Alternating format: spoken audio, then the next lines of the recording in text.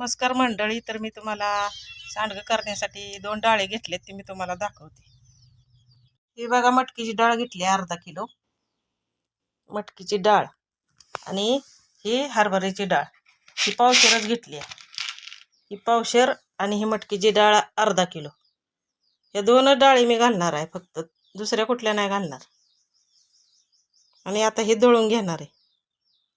सांडगं करायसाठी ही लय बारीक दळायचं नसते, जरा रवा असतो तसं मोठं मोठंच दळायचं असते सांडग्यासाठी. तर ही डाळ आता गिरणीतनं दळून घेतल्या बघा, ही अशी दळली आहे.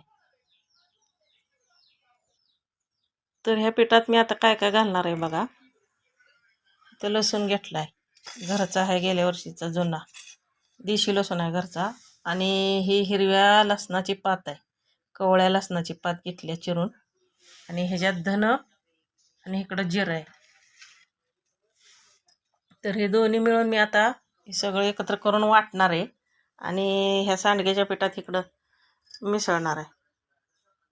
तर मी सांडग्यात मिसळायला आता काय काय घेतले बघा.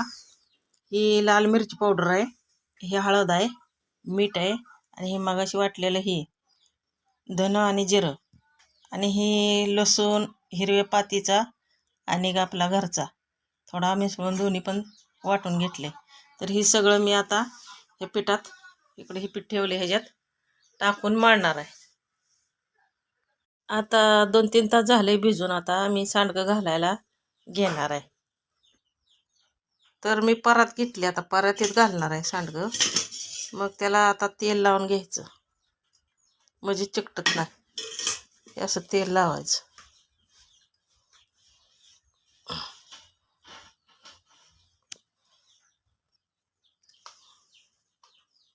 हे बघा, आता मी घालणार आहे सांडगं. लय मोठं नाही, लय बारकं नाही, लय बी बारीक नाहीत आवडत, या साईजच घालणार. असंच थोडंसं पीठ बारीक झाल्यागत वाटतंय, जरा थोडंसं ह्याच्यापेक्षा मोठं असलं तरी चालतंय. ठीक आहे. हे आता असं सगळे ह्या साईजचं सगळं सांडगं मी घालून घेणार आहे. काय असं बघा, झालेत करून सांडगे, असे वाळत घातलेत मी.